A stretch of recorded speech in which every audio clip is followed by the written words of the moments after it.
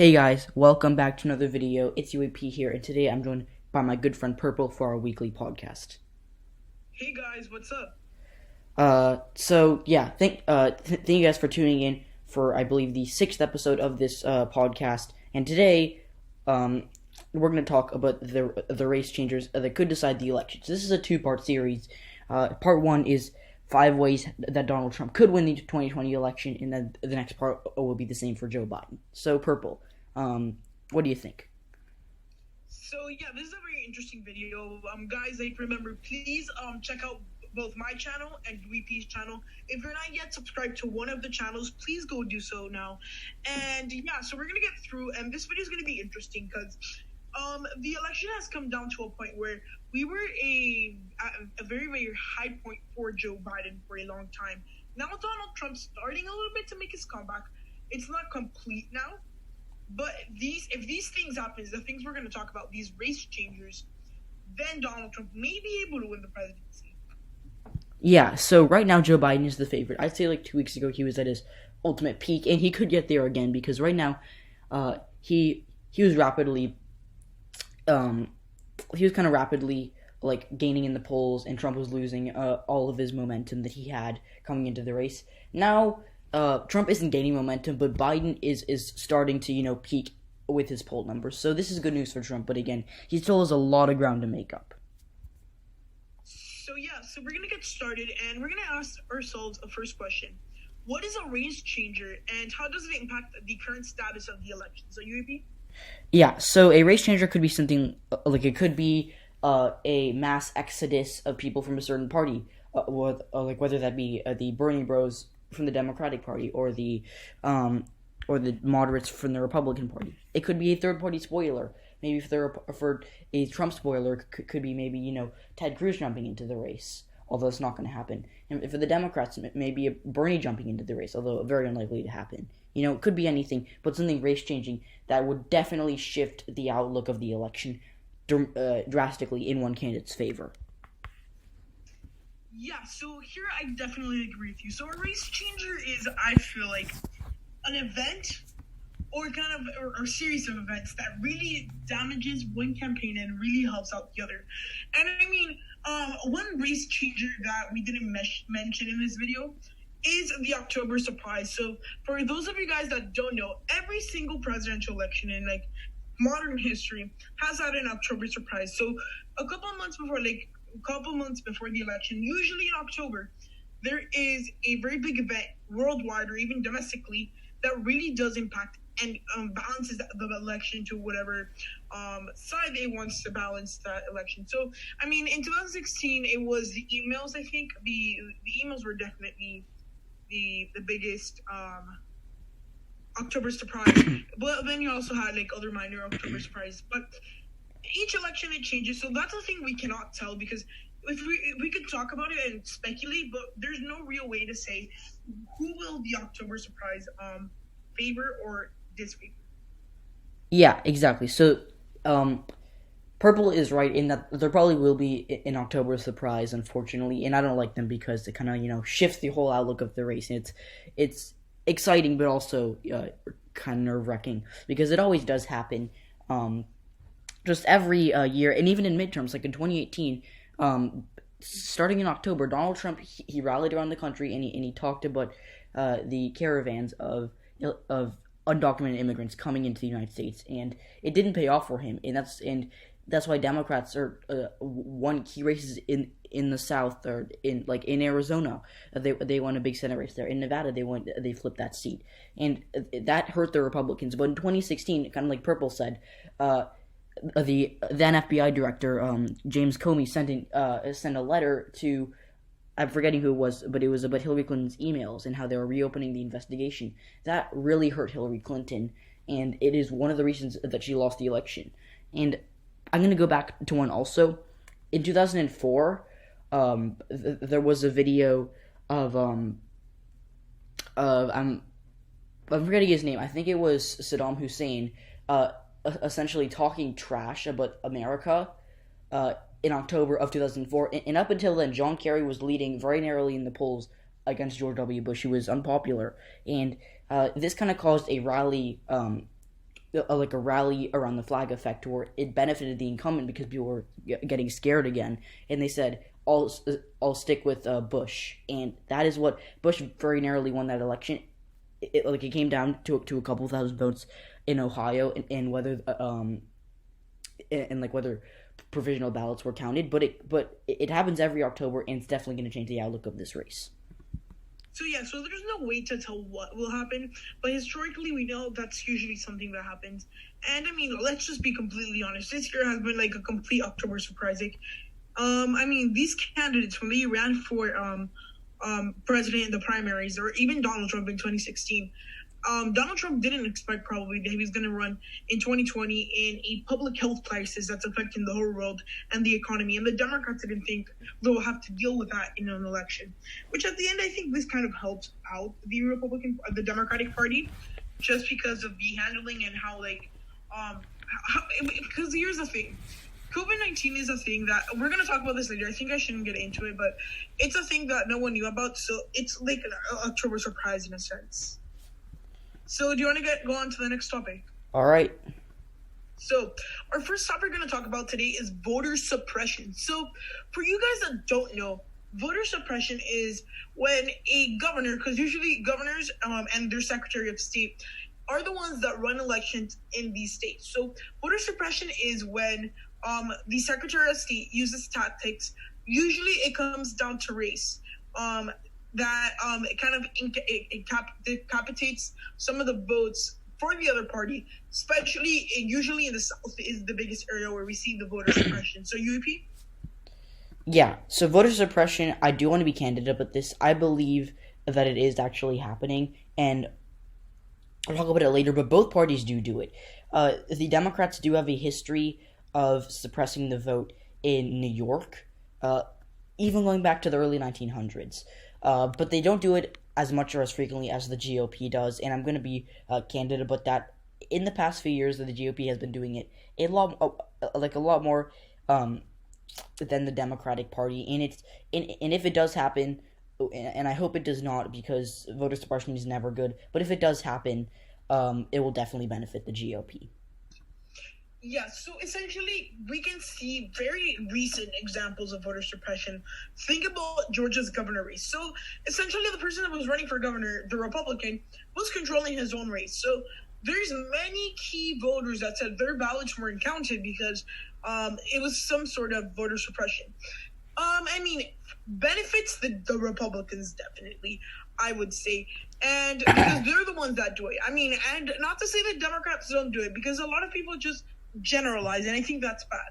But I mean, the Democrats haven't done it that much. I mean, it's the Republicans trying to exploit every single kind of power thing they have, try to exploit them as much as possible, which at the end is not good for American democracy, because you're essentially using power to stay in power. So that's one big thing that really affects the elections, and Donald Trump might benefit from this. If it does happen, it will be unfortunate. And there is North Carolina has a Democratic governor, so no. Georgia especially, Florida has had a lot of voter suppression. And Ron DeSantis has made a lot of these voters' lives impossible for them to vote. So, UP? Yeah, so going more in depth, that was a very good overview. And so North Carolina is actually interesting because in 2016 there was voter suppression there. Well, I'm going to assume that there was because their former governor was well known for being a voter suppressionist, and I'm assuming that he did the same thing in 2016, and they had a Republican Secretary of State. Now, fast forward 4 years later, North Carolina has a Democratic governor and a Democratic Secretary of State.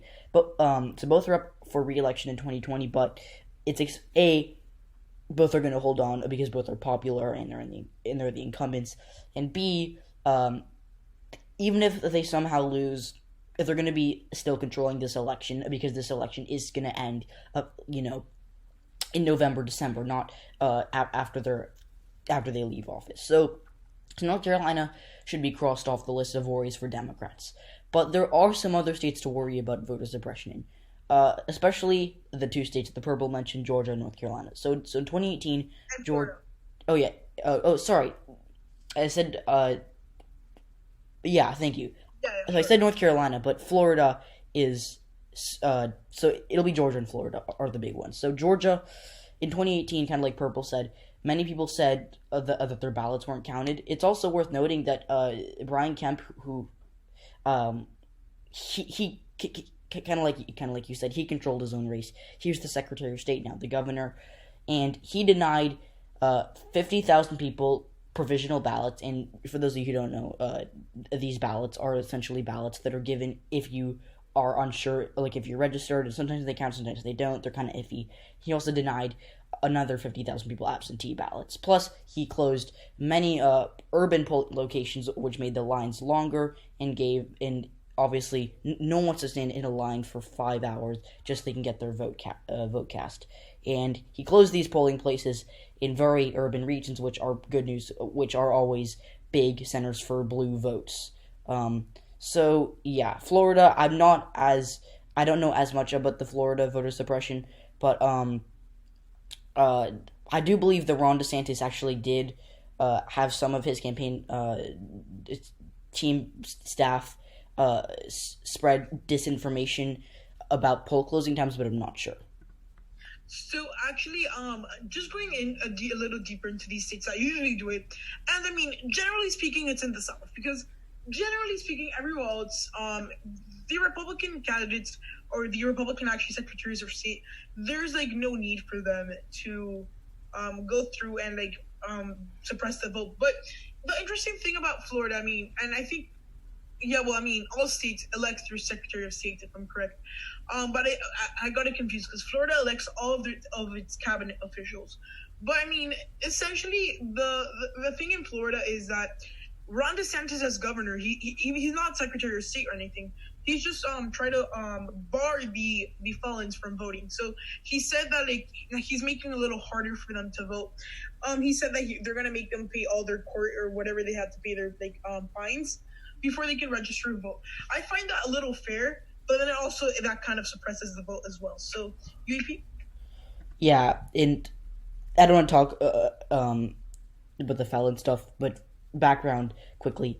In 2018, there was a ballot measure in Florida that passed overwhelmingly that gave felons the right to vote, but the Republican-controlled state legislature and Governor DeSantis are trying to, kind of find a loophole in the law, like Purple said, but yeah.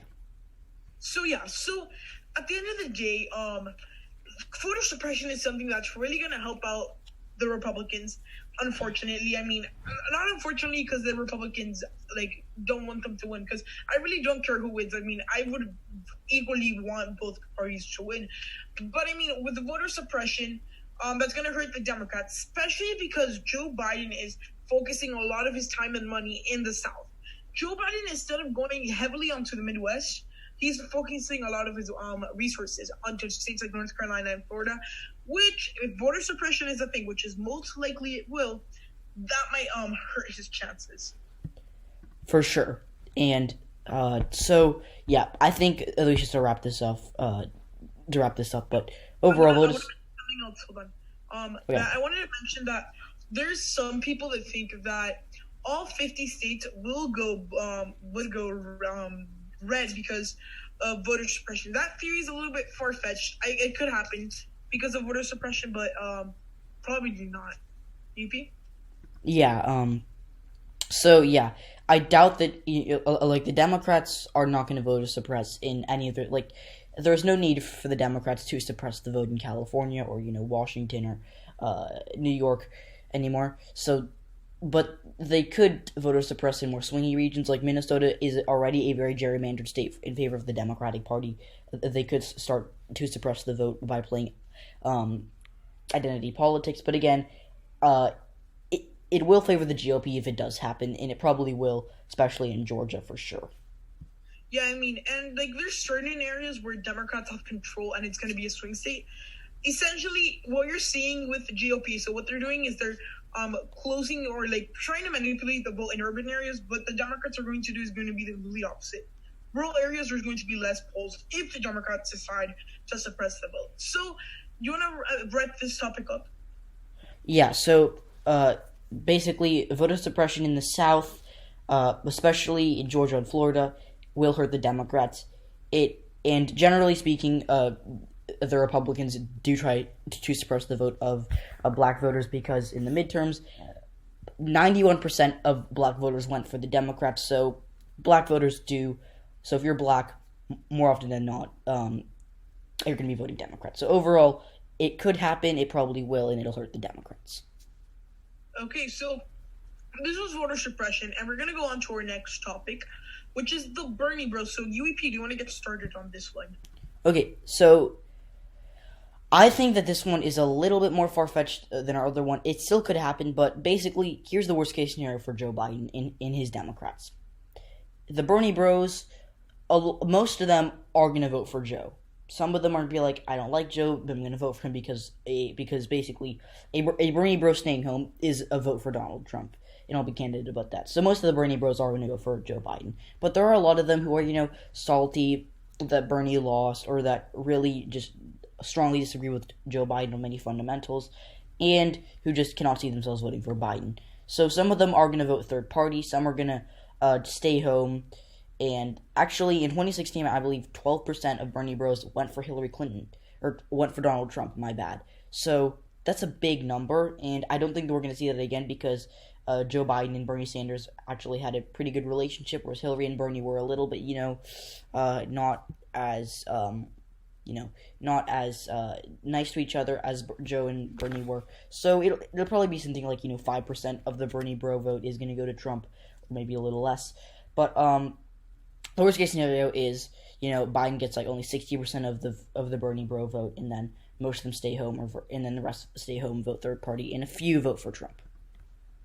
Yeah, so actually in 2016, a surprising amount of Bernie Bros voted for Donald Trump, kind of in defiance towards the establishment Democratic Party, essentially Hillary Clinton. I would also say that the Bernie Bros, they're a group of people that are very delicate when it comes to voting. It's kind of, they're very picky with their candidates. They don't like a candidate, they don't go out to vote. So, generally speaking, these Bernie Bros, they're people who are do or die. They either get their candidate or don't vote at all. So that's really gonna hurt the Democrats even going forward, because there is an increasingly growing amount of progressive voters which could be classified as Bernie Bros, and that will become a problem, because I think that the progressives will not have a majority faction of the Democratic Party not until a couple decades. So that's going to be hurting them if they continue to go like that.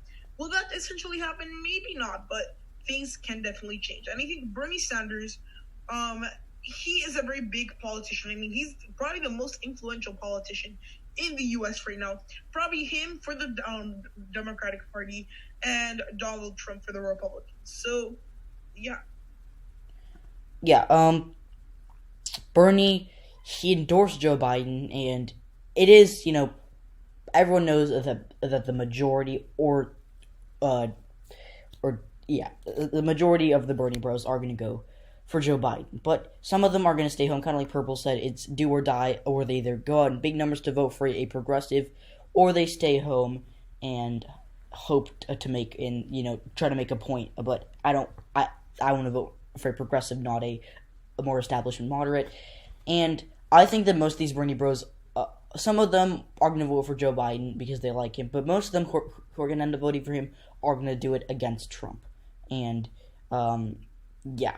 But in a worst case scenario for Biden, as this video is basically about, Joe Biden, or Biden would not bring out the Bernie Bros in big enough numbers. Because remember, the Bernie Bros did kind of cost Hillary Clinton the election, because Bernie Sanders, he won the primary in Wisconsin, he won in Michigan, and those are two states that Hillary Clinton lost by, a couple thousand votes each.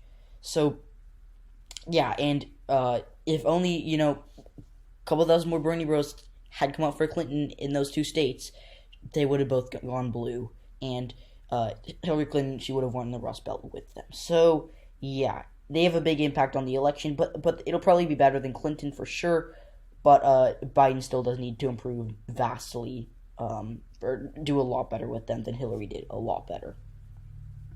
Yeah, so essentially the Bernie Bros are a very decisive group when it comes to the Democrats. If they stay home, it's the equivalent of having the African American community stay home, or having the Latinos stay home.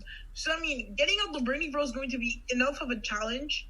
And I think the Joe Biden campaign will have to put out some resources to get out the Bernie bros to vote. Which actually, if you think about it in the terms of money and campaign dollars spent, that's going to cost the Biden campaign a lot to get most of the Bernie bros. But yeah, I mean, a majority are probably already voting for Biden, but there's still a big chunk of Bernie bros. They're going to stay home, and they're going to require a lot of persuasion and a lot of marketing for them to go vote for Biden. Yeah, so what are their other options? They can vote for Trump, and if a Bernie bro voting for Trump is, I think, definitely not out of policy. It's more out of saltiness, to be honest. But like again, some of them are very little though. But I think that their other options are to vote their party. And in this scenario, in 2016, it was for Jill Stein, the Green Party candidate. 2020, it'll probably be, some are even going to write in Bernie Sanders, and others may just vote for Howie Hawkins, the Green Party candidate, because the Green Party is the most left political party in America. Or they could just stay home and just protest and say, I'm not voting until I have a progressive on my ballot. Or some might go to the polls and, say you live in maybe, this is random, but say you live in West Virginia and you have a progressive Senate candidate, Paula Jean Swearengin, for the Democratic Party. They'll check the box next to her name, but leave the presidential one blank.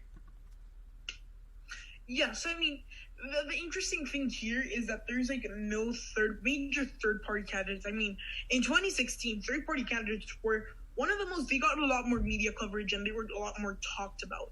You had Gary Johnson. I mean, he got pretty good chunks of vote in different parts of the country. He got 5% in Alaska. I remember there was a point on election night that he was actually winning a county, and Jill Stein did pretty good. And don't forget Evan McMullen, who got, I think, second place in Utah, if I'm correct. He got 25% of the vote in Utah, which is huge for him. Third party. So yeah, I mean, that was shows. But this time around, I think it's either going to be you stay home or vote for Trump when it comes to the Bernie bros, if they do not want to vote for Biden. Most of them are just going to say stay home because, that's giving Trump a little bit of an advantage, but it's not giving them as big of an advantage of an extra vote, of an actual vote. Yeah. So, kind of like Purple said, in 2016, just so you guys know, Jill Stein, she was a well-known physician, I believe, from Massachusetts. She had some support, and then there was Gary Johnson, who actually, he was the former governor of New Mexico. He ran as a libertarian. So, he actually had, I remember him actually, getting out 15% of the polls, and then he kind of made a fool of himself on CNN. But he kind of, he reached his peak. But this year, third parties aren't going to be talked about. Howie Hawkins is the Green Party nominee, and he'll still get a couple, 100,000 votes maybe, but certainly not as much as Jill Stein. And yeah.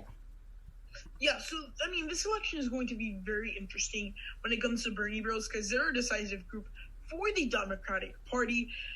At the end of the day, they're pretty much going to support Biden, because, I mean, a lot of these Bernie bros are going to say, do I rather have Trump in the White House, or do I rather have a moderate that might do a lot more of the policies, because the actual, progressive movement will be, a big part of his administration as well. Because, I mean, if I was a Bernie bro, which I'm not, I would say, generally speaking, I mean, it's very likely that Biden will have a couple progressive cabinet members in there, and even have very big support from people like Bernie and things like that, which really might help him in his cabinet with the ideas that they wanted to get out. So, I mean, at this point in time, that's a thing they should look at. But, I mean, the Bernie bros will decide the election for Biden. I mean, if they stay home, it's the equivalent. So, let's say, for example, let me give you an example. If they stay home, it's going to be kind of the equivalent of having a bit lower African-American turnout. It's going to be the same impact. So, I think we should wrap it up with the Bernie bros. Yep, so bottom line, if the Bernie bros don't come out in, 70% or more for Biden, then that's bad news. But if he gets 75, 80% of the Bernie bro vote, or even 90%, which is somewhat realistic, then he is going to win in big Bernie. Colorado is a very progressive state. If like say in Colorado, if Biden gets like 90% of the Bernie Bros, he can win the state by 25 points. If he doesn't, like if he gets like 65 or 70%, he'll win it by like 7 or 8 points. So yeah, bottom line, he needs the Bernie Bros, and he needs them to turn out in big numbers for him. Yeah, so Bernie Bros are going to be very interesting to watch, especially because of how they very picky with their candidates. Nonetheless, let's move on to our next topic, which is, I mean, this would be the best case scenario for Trump. COVID-19 improve and the economy improves. So, I mean, to be honest, generally speaking, I think the economy was actually doing pretty well before COVID-19. All of this came along, and I mean, Donald Trump, then he went down to the ground. It was mostly because of his, like, PR, I would say. His PR with, like, mask and, like, just general handling, which really did hurt him in the polls. And, I mean, with COVID-19, remember, COVID-19 caused many of the problems we have right now. And that really hurts Trump at this point. If it improves, it's going to give the same flag effect, sort of, quote unquote, because remember, COVID-19 has been a tough time for everyone. And if Donald Trump kind of can change the message instead of being it's a fake virus to we can do this together, maybe he'll get a little bit more support. And if the economy comes back to where it was, it's very possible that the Midwest might consider voting for him again. Yeah. So, COVID-19 has already dealt a lot of damage to Trump, and he is probably never going to get, like, a full recovery, but he can recover, and when you think about it, I'm going to be honest, I'm not a huge fan of Trump, so you may disagree with me on this, but he has not acted presidential throughout this. He wouldn't wear a mask. He goes to the China virus, which I really think is not needed during these times. And he, kind of sends off the thing, I don't take this seriously, and this is, kind of a lie, and it's all China's fault. And that's not what the American people want right now. They want a leader who they can kind of rally around, who can talk to them every day and tell them, these are the numbers, it's getting better, we have to do this together, kind of thing. Then it's China's fault, and screw China, and don't wear a mask, because masks, like, that kind of thing. So, but just imagine, like, Trump is already, like, kind of starting to, like, change his tone. He wore a mask in public for, like, the first time since, like, March a few days ago. And he could make a recovery, kind of, sort of, I guess. But he needs to start acting because right now he is really just shooting himself in the foot with COVID-19 and like unless he turns this around, it'll be very bad for him. Here's the thing with COVID-19. I feel like it's a little bit like unfair for Trump because I mean he's going at a disadvantage. So imagine Hillary Clinton was president, and this is just a big what if scenario. So in this case, Hillary Clinton wouldn't be running for re-election, and I mean, if the Democrats say they would have handled it a lot better, but remember, when they're in power, there is no way to tell what they would or have not done. So I mean, with the Democratic Party, I mean, they're saying, they're talking, but we can't see direct action. So I mean, generally speaking, I think it's a little unfair for Trump because the Democrats actually politicized COVID-19 against Trump, actually like amazingly. I mean, they strategized and they actually made it very good for them. And if you honestly, Donald Trump did shoot himself in the foot many times. I mean, mask, Twitter, and all these different things. No, I mean, the economy, back to, like, I mean, the economy, I think, would be the biggest movement here, because, yeah, COVID-19 improves. Yeah, the damage is done. But the economy, if it improves, it could show the Trump campaign and the Trump administration is able to move and kind of get economic crises and flip them like a switch. I mean, remember, in 2008 and pretty much until 2012 about, pretty much, I mean, all of America, if not most of it, was in deep economic ruins. So, I mean, at this point in time, I think that we could say that a lot of Americans value, and even in 2016, there was like a little bit of an economic recession, maybe. We couldn't call it like something bigger. It was just a little bit of economic, it was going down a little bit. So, if they want a president that can flip the switch quickly, I mean, and we've kind of seen the economy slowly recover. I mean, there's just certain extent things can happen. So I think honestly at this time, it's going to be the economy probably going to be moving it when it comes to COVID-19. Mm-hmm. So the jobs numbers did come out for June 3 weeks ago, I think. and it was better for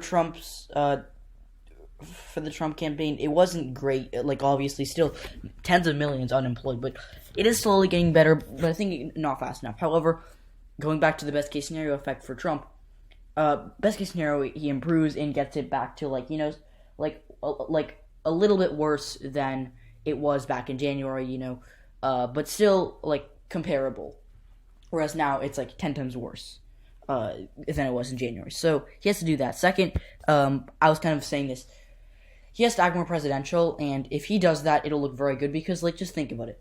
Donald Trump has not really acted presidential throughout his presidency, but if he did, it would be a huge change, and it would be very noticeable. Whereas Obama, was always very, very eloquent in presidential, and it was kind of something that the American public took for granted. Whereas if Trump did it, it would be a huge stark contrast, and it would be like, oh my gosh, he's being presidential, I'll vote for him, something like that. So, yeah.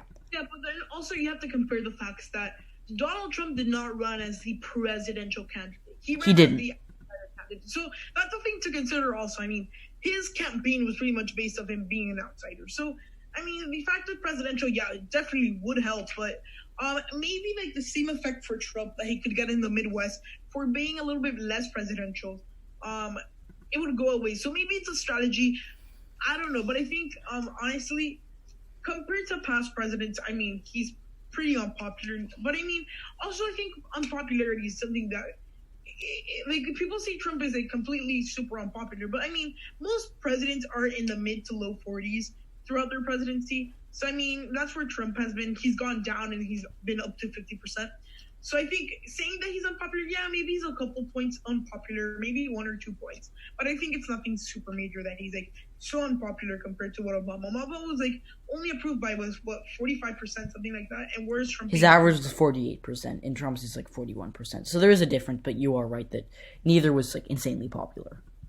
Exactly. So I mean, people compare Obama and Trump, say Obama was completely so much super popular, which he was popular compared to Trump. But I mean, it's nothing like out of the roof. It's less than a 7-point difference, and an approval, that's pretty much nothing. Yeah. So I think I'm done kind of talking about this. But bottom line for me, I'll give Purple a chance to wrap this up after me. But bottom line, Trump starts, and kind of like you said, I actually do want to touch on that.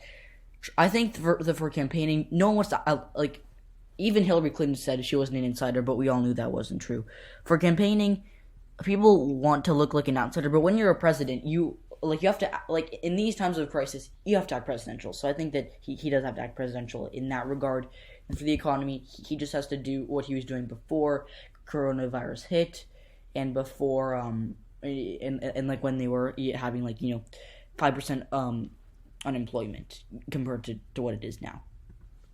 Yeah, but I think another last thing I just want to mention is that, like, with the economy and COVID-19, it's a thing that we haven't experienced in the past. I mean, and we've never had something like this happen during a presidential election year in modern history. I mean, something completely horrible like this for health and the economy. I mean, both things together, it's 1 and 2. I mean, yeah, we had economic crises during a presidential election. And yes, we've had, that's not modern times, the outbreak of the Spanish flu. My bad. But it's a little different. I think it's hard to say the Democrats definitely handled COVID-19 better, which a lot of them did, but there's no way, because a lot of them, like Joe Biden claims he would have handled it a lot better, but then there's no way to measure that. So I think it's being a little tough on the president, but I mean, still, he did pretty bad with COVID-19, which is really going to hurt him. But in the best case scenario, it improves, it does better, and he becomes popular because he went through this. And yeah, so we're going to move on to the next topic, which is low turnout. So do you want to talk about it? Yes.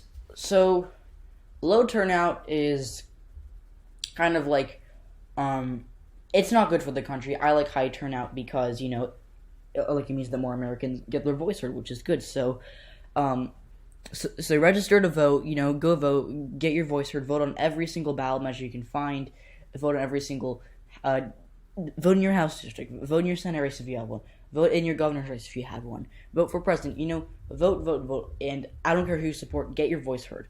But low turnout does actually generally help the Republicans. So, yeah, in 2016 it was fairly low turnout, and I say this because, first of all, 2016 was more, it was kind of not really super big of an election year. I mean, there were some topics, but like it wasn't as big as 2008 or 2020 is gonna be. So yeah, and then second, there were two unpopular candidates who were historic for being so unpopular. I mean, Hillary Clinton she was approved of by like 35% of Americans, and Trump is approved of by like 40% of Americans. So they're both not very popular. In 2020, I'll bet a lot of money that 2020 is not going to be low turnout because of Black Lives Matter, COVID-19 hurting Trump and all that stuff. But in a worst case scenario, it would be low turnout, and we're talking like 55% of the population voting, of the registered voters voting, I believe, and kind of like just lower turnout generally. So, and that does help the Republicans because the people who aren't voting are either getting their votes suppressed or are just kind of younger people who are kind of out of it for politics. So that does generally help the Republicans when there's a low turnout. Now, here's the thing also, like, I mean, yeah, about the high turnout. So, I mean, generally speaking, we thought going into Black Lives Matter and, like, the peak of the movement, we thought this election was going to be insane with turnout, like, maybe even, like, 80% turnout, something ridiculous like that. But, I mean, since the movement has kind of died down a little bit and it's not as big nationwide as it, like, was maybe a month ago or 2 months ago, maybe just a month ago, Black Lives Matter, I think, is something that's going to move some voters, but probably not a lot. So, I mean, it's going to be, I think, a pretty good turnout year. I would say anywhere from, like, maybe 60 to 70%, which would be actually really high turnout. That would be really, that would be, because 2008, where the Democrats, like, they destroyed the GOP all across the board and had insane turnout. That was only, like, 61% turnout. So, like, anything above that would be historic. And the highest turnout ever, I believe it was 1840, where William Henry Harrison defeated Martin Van Buren, and there was like 75% turnout, which is insane. Yeah, so I mean, it really does depend. But I mean, turnout is a thing that's just decided by how the voters feel. And this election it's a weird election because I think it's not based off the issues. It's most based off if you're either voting for Trump or against Trump. It's a referendum on Trump. It's a referendum on Trump, correct. Usually elections come down to popularity. If both candidates are equally as popular or unpopular, like in 2016, it's going to come down to the issues. Most voters, I guess, or voters in Michigan, Wisconsin, and Pennsylvania thought Donald Trump did better with the issues. But in 2020, it's going to be either like Trump or you hate him. And, I mean, hate's a strong word, but, or you dislike him. So that's going to be what the race comes down to in 2020. I think Trump is so polarizing that, kind of like you said, I think it'll be you love Trump or you want to see him die. Well, not like die, but like get out of your life, because there are a lot of people who say Trump is an awesome president and I want to see him get 4 more years that he deserves. And there are other people who like get him off my TV. Every time he talks, I cringe and I hate him and I think that he should not ever be president or that he shouldn't have been president in the first place. So it is going to be a referendum on Trump. But I mean, generally speaking, pretty much all presidential elections are that there's an incumbent running is a referendum on the incumbent. So, I mean, 2012 was a kind of a referendum on Obama. It showed that he had lost support in some areas. Yeah, I mean, he still was popular. And, I mean, at this point in time, I think it's a good point to make also that usually before the election season, like during the last year, between like the third year of a presidency and the re-election term, the president becomes pretty unpopular just because of campaign tactics and all these different things. And I think, honestly, it's said Donald Trump is way more unpopular now compared to past presidents. But I think, they're being too hard on him. I think he should deserve a little bit more credit for things that he's done. But I understand, like, a lot of people are a little biased against him because they don't like the things he says or things like that. I'm completely unbiased, and I look at it completely like as an outsider, technically speaking, outsider looking in. I know a lot about politics and stuff, but I feel like the president is getting a lot less credit than he actually does deserve. So that's one thing to consider. Yeah, so I'm kind of done talking with this, but for me the bottom line is low turnout means that less minorities and less younger voters are voting, which indirectly helps the GOP.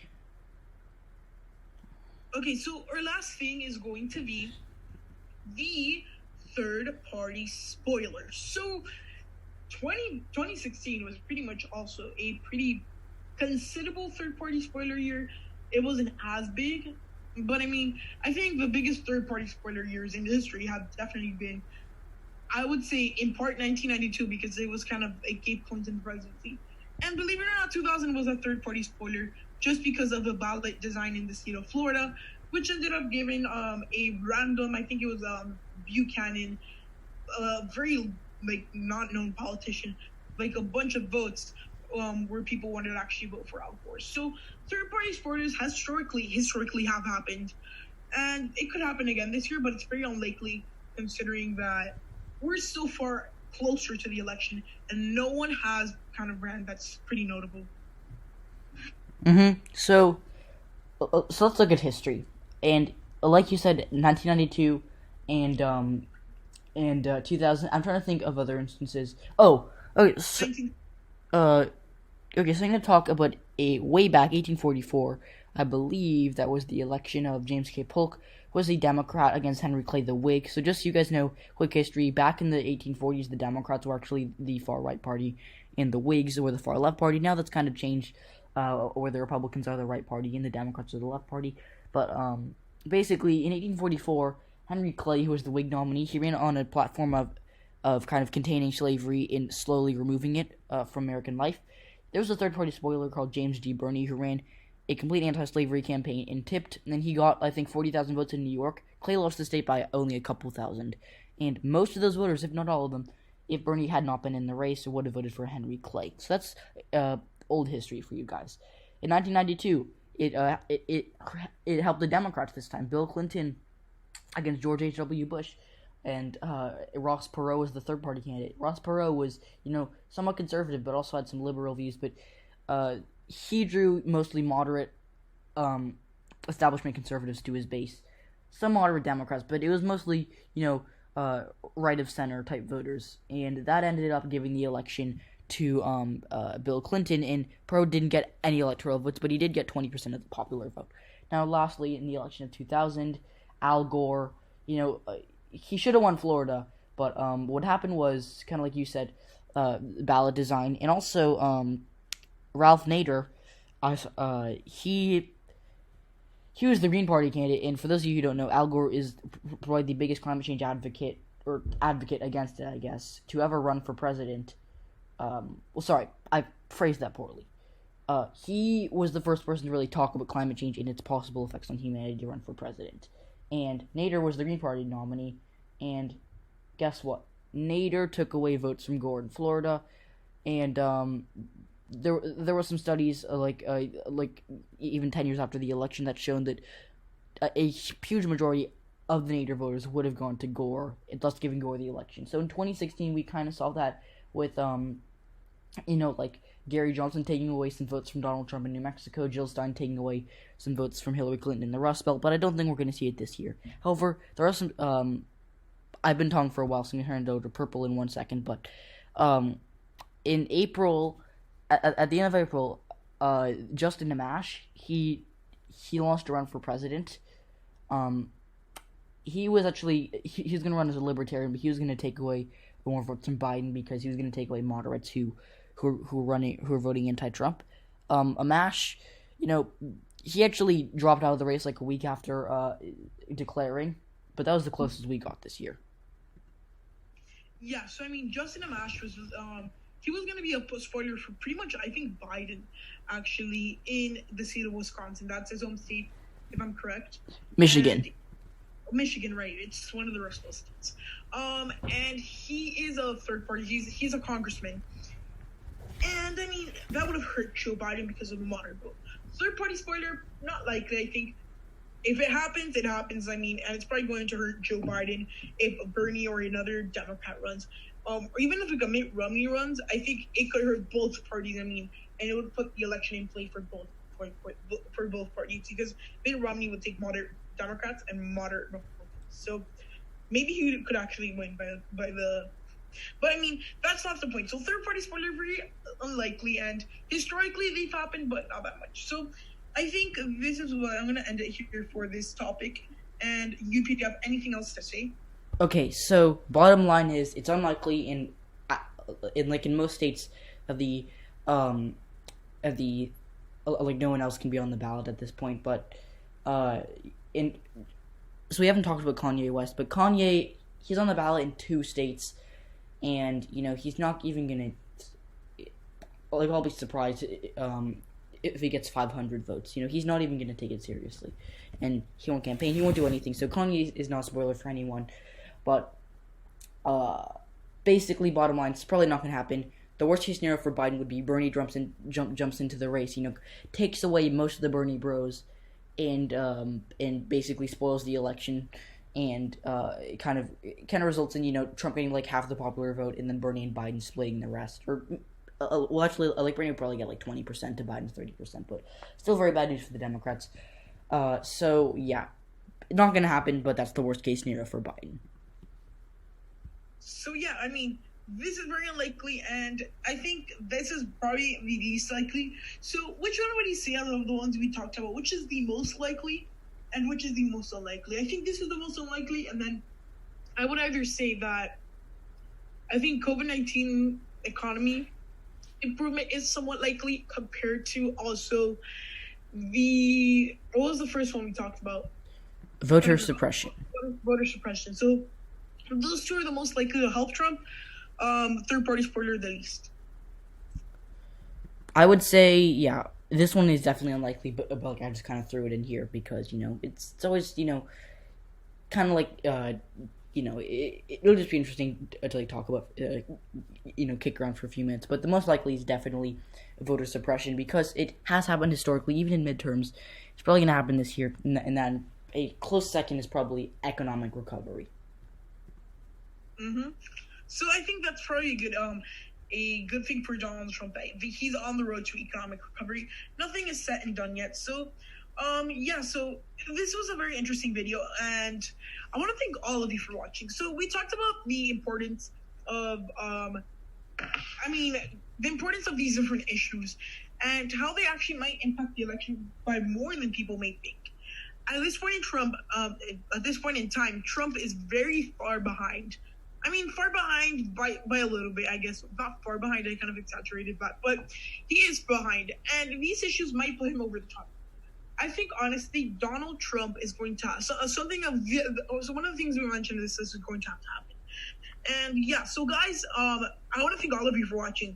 And if you guys haven't checked out UEP's channel, please go check it out. He has a very cool channel. He posts election nights a lot, and he does a lot of sit-down videos about Senate races and things like that. And I would really appreciate it if you go and sub to his channel. So can you help us guys reach to our goals to get 300 subscribers each? UEP? Yeah, thanks for watching. This was, I think, 15 minutes long, 5-0. And if you stayed the whole way, that's awesome. We appreciate it. And so me and Purple really do appreciate making or watch. Oh my gosh, I can't talk. Me and Purple really appreciate the fact that you guys watch these, and we enjoy making these. So please subscribe to both of us if you haven't already. Like the video, share with your other political junkie friends, and thank you for watching. So long. Remember to like, subscribe, and turn on post notifications to get notified when I post my next video. Bye. All right, bye everyone.